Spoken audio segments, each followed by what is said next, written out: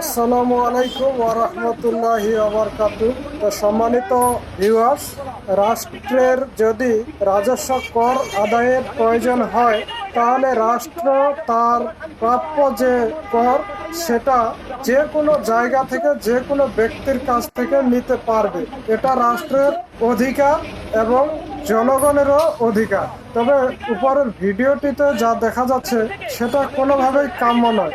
একটা স্বাধীন সভ্য সমাজে এসব কখনোই কাম্য নয়। তো বর্তমান আধুনিক যুগ, বিকাশ নগদ রকেটে টাকা সেন্ড করলেই পাঠিয়ে দেওয়া যায়।